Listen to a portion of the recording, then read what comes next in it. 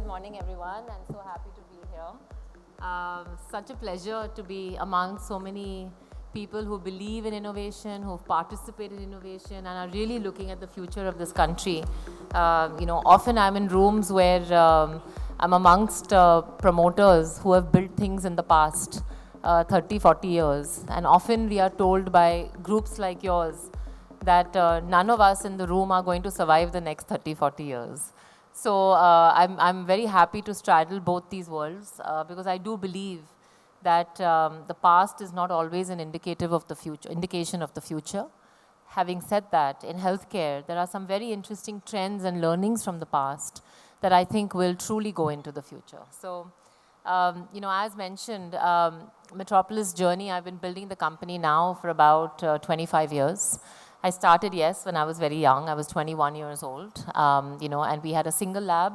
And from there, the journey is where currently we have about 220 labs and 4,500 centers across India, across Africa.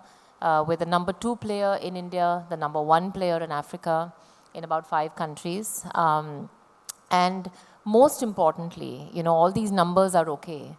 But most importantly, at least to me, what I'm most proud of is that we did it literally our way. We did it on our terms.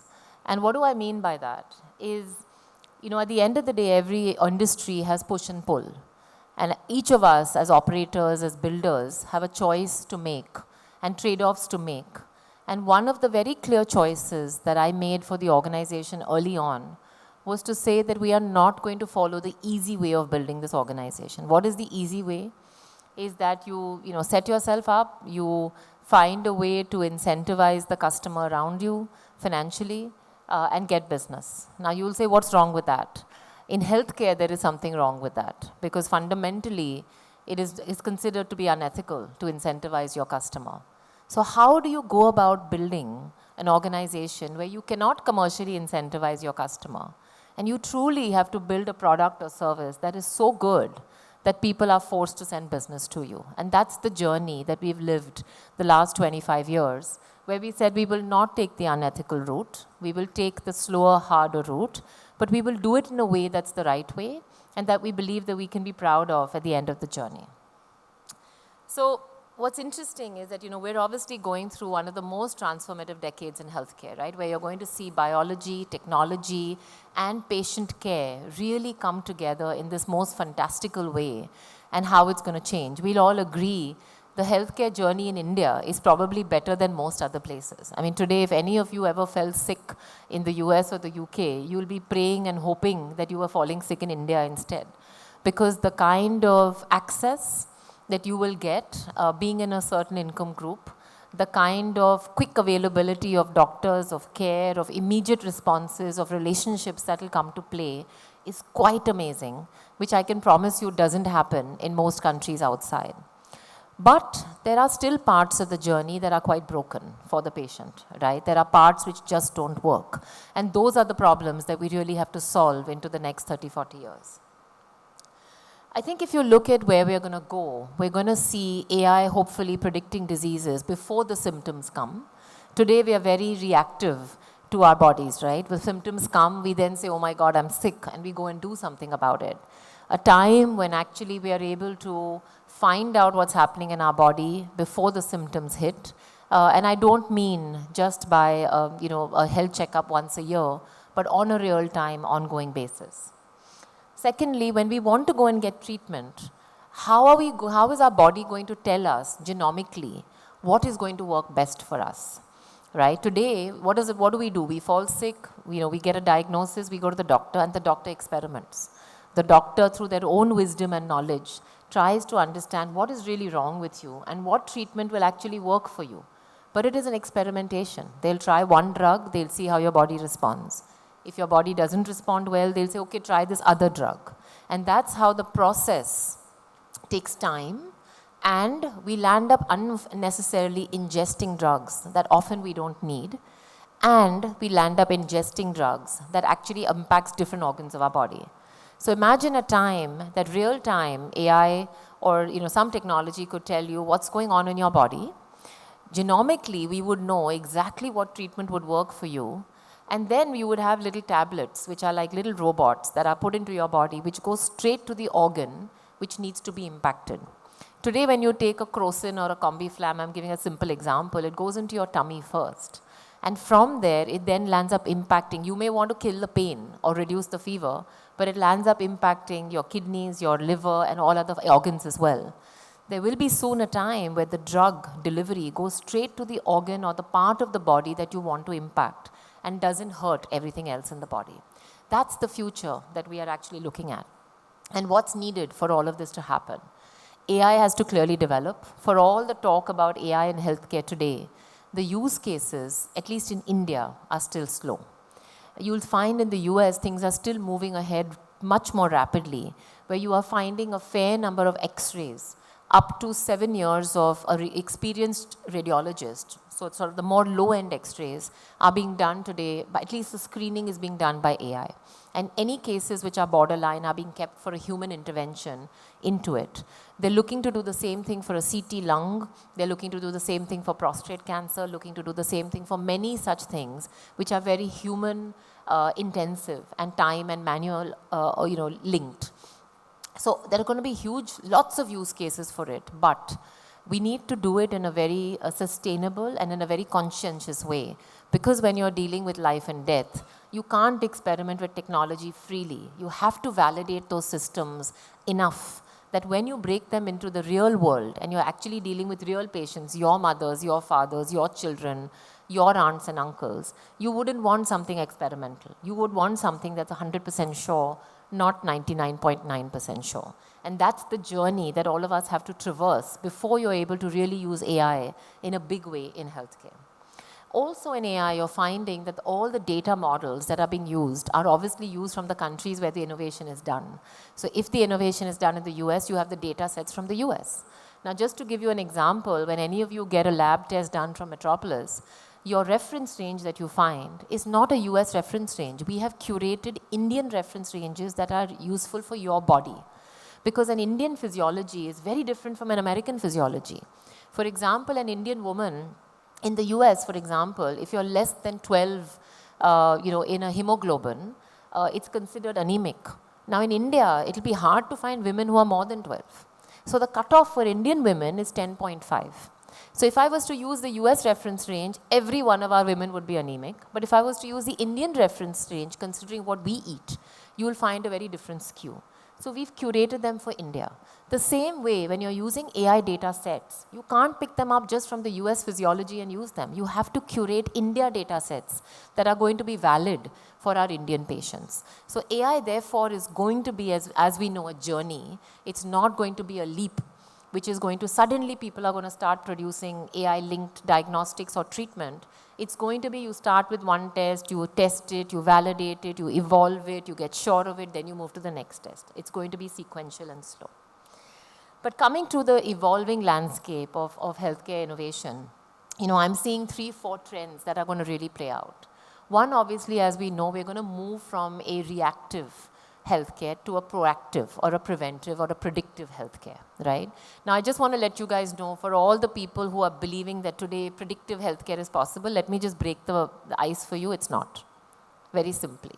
Predictive healthcare today is not science. It is currently a lot of experimentation. As through Metropolis, for example, I would not offer predictive healthcare tests today. Not because they don't exist, but because I don't believe the science data validates it. So would I want to give you a result which is 60% accurate? No. Because what are you going to do with the result which is 60% accurate? You can only make decisions in your life when something is 99% accurate. Otherwise, how can you make a decision? So therefore, predictive testing or predictive modeling at this point of time, from a science perspective, is more fun and less substance, if I have to put it very simply. But the industry will move there, but it will take time, as I said. But things will move to a preventive set very quickly, and I think that's the direction that we're going to go in, and it's going to be a market that's going to be worth investing in. Now, when I say preventive, I don't mean one more diagnostic center coming up who's doing normal blood testing. I don't think the market is large enough to accommodate more of the same. We are talking about cutting-edge, innovative models And that too, we have to remember that you have to find large scale. There are recent examples of one or two companies who have started AI-based screening, for pathology and radiology.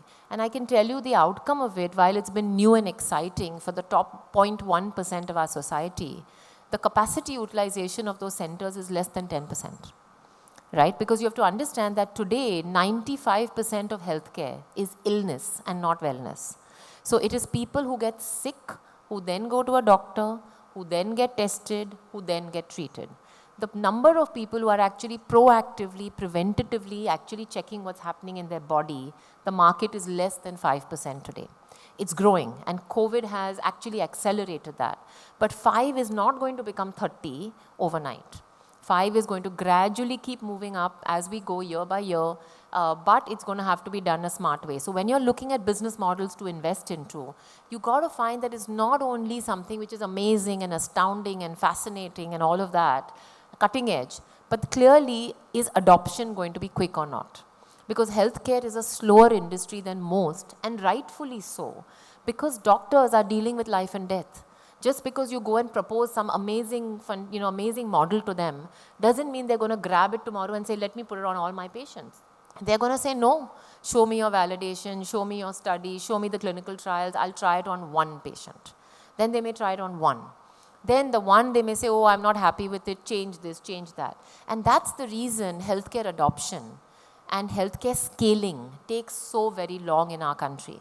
Because you have to go doctor by doctor and convince each doctor there is no standardized patient care that you can go to a TPA who will say, I'll roll it out amongst all the doctors. It doesn't exist. There is no insurance company who will say, I will standardize diagnostics or treatment. So you are literally going doctor to doctor and convincing them and influencing them to try something new and then get convinced by it. So adoption and scaling in healthcare does take time. But if you have patient capital, then you are potentially a right investor for healthcare, but we'll come to that.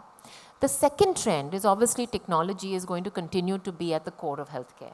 But we have to remember that tech-first companies have a lower chance of success than tech companies or companies which are science-first but superbly enabled by tech.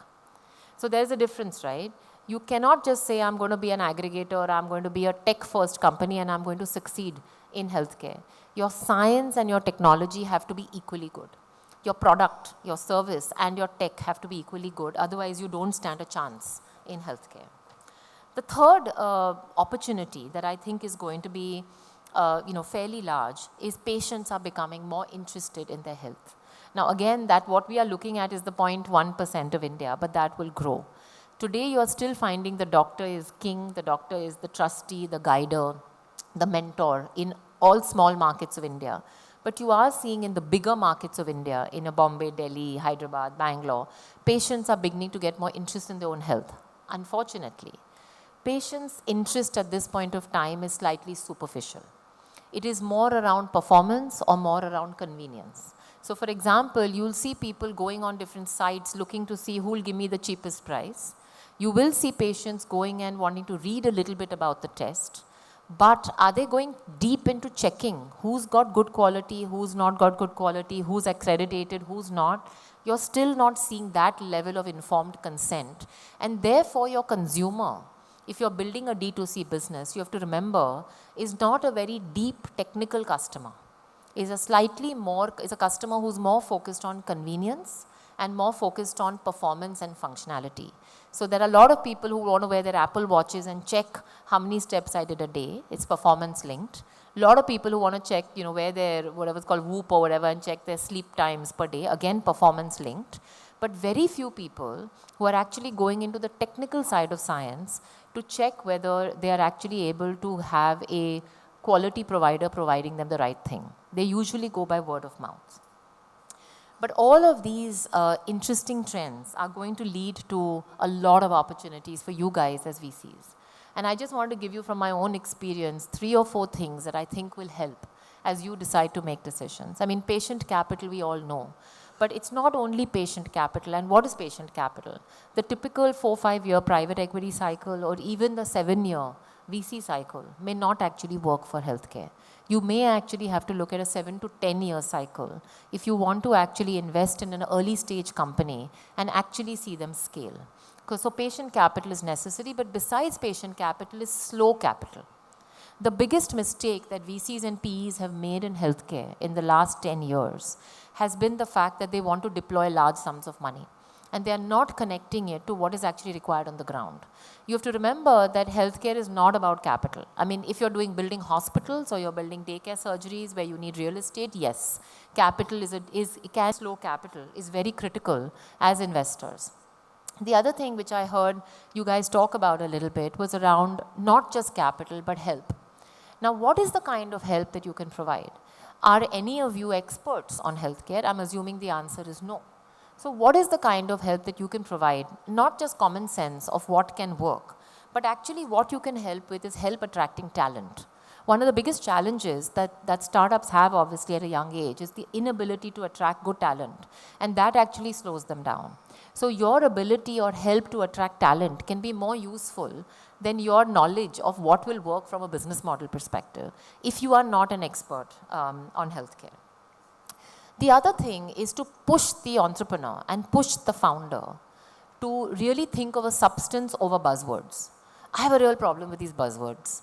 You know, AI, ML, tech first, all of these buzzwords, you know, this cloud system, this, that, is just actually builds really poor quality businesses. Because any schmo can stand up and name 5 buzzwords, but not actually build substance in science. And without that, like I said, you can't succeed in healthcare. So please push your founders to dig deep to say, where does the substance lie in your business model? Just because you decided that, oh, the orthopedic segment does not have a chain, doesn't mean you have the right to win. Just because you decided I'm going to do a tech-first D2C aggregator in Femtech, because it sounds cool, doesn't mean you're going to have the right to win. Right? So please push them hard to find out what is their product and differentiation and truly their right to win. That is what will really help them. And give them capital in bits and not in a rush. The other place that you can help them, and I'll tell you, when I've looked at startups in healthcare over the last 10 years now, you've seen, unfortunately, most of them fail. The statistics and the success rate is not very high. The question is why? And one of the reasons is because, again, while investors are giving a lot of money, following buzzwords, these guys either never scale, and you don't scale because you need to build trust in healthcare, right? The business is built on the back of trust. No patient, including yourselves, are going to go to the startup when you're sick if you don't believe they are going to do the best thing for your health, right? Even if you are an investor. So the reality is trust and credibility is what drives this business. And trust takes time to build. It just doesn't happen overnight. So you have to give them that space to build it. And they have to build it on first principles. It cannot be bought. It cannot be acquired through 40% CAC. It has to be built through experience, right? So as you are debating exit, what I've often seen with a lot of these startups is everybody has an ambition, मैं तो public जाऊंगा. I will IPO my company. I will sell it for $5 billion. Look at this. You know, they've all got stars in the eyes, and that's great because stars in the eyes is what makes hungry entrepreneurs. But I think your role has to be also to explain to them that in healthcare, the better chance of success is actually not to build a startup on your own from start to scratch, from 0 to 10. The right way to do it actually is to build it from 0 to 1 on your own or 0 to 2 on your own. And then if you have a healthcare operator, like a Metropolis or like somebody else who's got credibility, who's got a patient base, who's got people who trust them, right? Piggybacking on that kind of platform will give them access to a large number of customers, a large brand, a large understanding and of a domain, which will actually help them scale up in a sustainable fashion rather than trying to do it on their own. And I find often the stars in the eyes is actually what busts these companies. So investors have to take a more practical approach to exit, right, in healthcare, rather than the typical approach that you would take in other industries of wanting to public a company, take public a company. So we have, landed up partnering with a couple of startups where they came to us when they were young. They had proven their business model, They had started generating revenues. They were not necessarily profitable, but they were close to break even. And what we said was, hey guys, come on back of Metropolis. Now that we are convinced with your product or service, we will accelerate your growth by giving you access to our entire customer base so that you don't have to go and spend 40% and 30% on CAC. We will put it under our brand so that you are able to, the trust and credibility comes with it. And that model has been far more successful than the model of working on their own, because the journey is just too long. And honestly, everybody gets tired along the way. And when you get tired, you start throwing more money at it, and that then brings it back into a slippery slope. So think about exit differently for healthcare versus the typical route. You know, if you think about some of the challenges, and I've highlighted some of them when you're building and scaling healthcare startups. So there is obviously a big thought of India, big country, huge opportunity, billions of dollars, blah, blah, blah. Having said that, healthcare is a micro market in India. Just to give you an example, Metropolis operates in 800 towns and cities in India alone. And I want you to know that we make 800 business plans in the beginning of the year. Okay, because every micro market, and I'm saying 800 cities and towns, and one of them is Bombay. And in Bombay, we have to make 15 different business plans. Because every micro market in a metro city has a different thought that you need to take to it. Why? I'll give you an example. You take Kerala as an example. Now somebody will say, oh, let's map the pop strata. Let's go to all the cities first. This is how a typical investment thesis will be made. Then let's go to the districts, etc.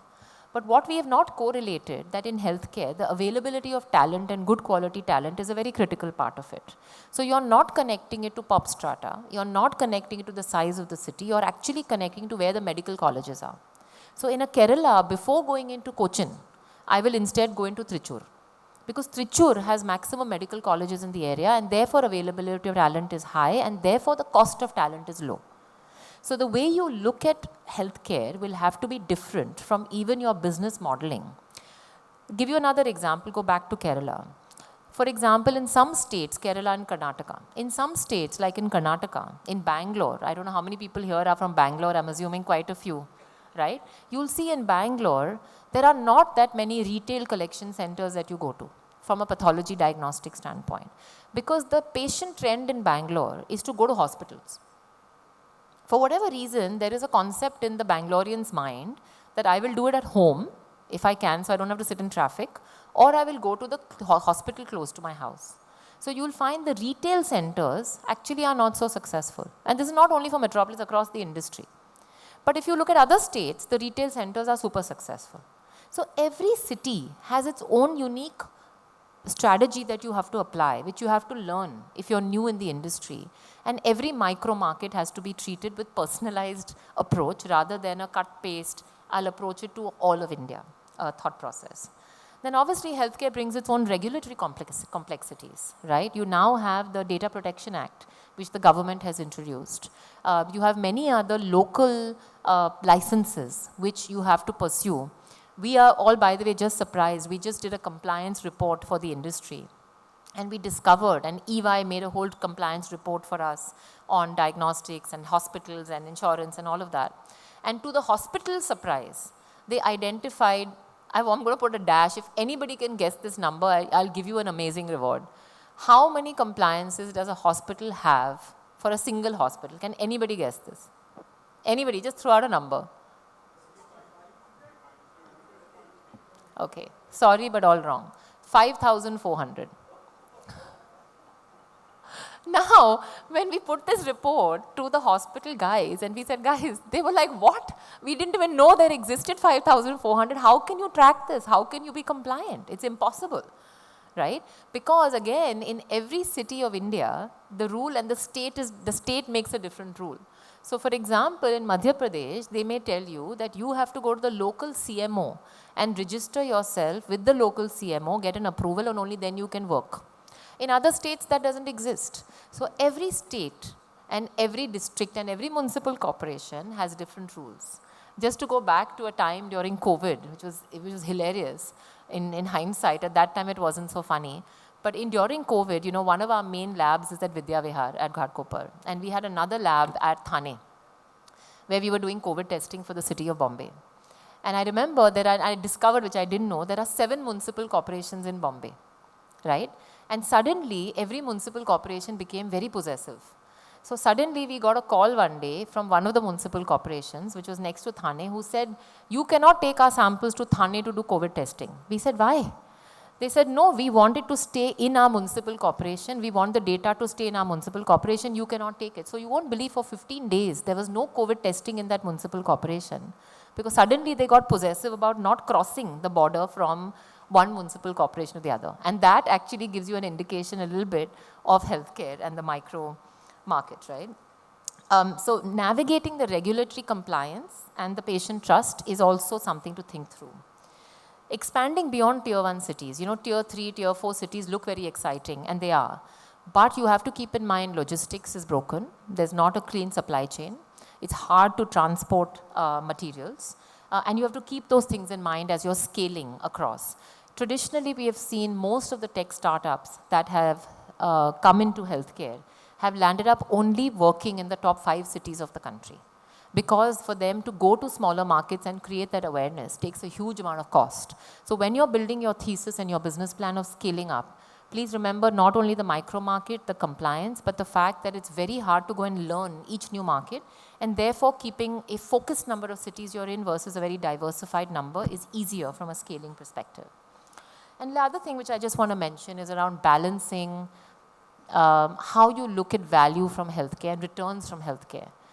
It is impossible to build a healthcare organization only looking at financial KPI. It is impossible. I can tell you, as I've built this organization over the last 25 years, half my attention goes to non-financial KPIs and half my attention goes to financial KPIs.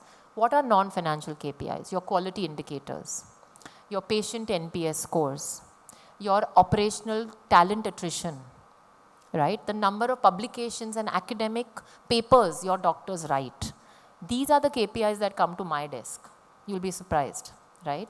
Because at the end of the day, in healthcare, to attract talent, and you can't do anything without good doctors, you have to create a culture and an environment of science that makes them want to thrive there. Because they are not commercial human beings, and being in a pure commercial organization doesn't work for them long term. So you have to create a scientific culture where they can thrive.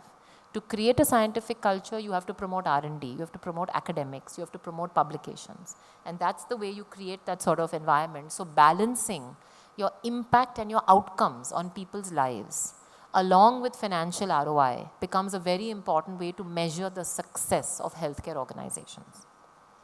And of course, the market is competitive, right? So keep that in mind as you go along.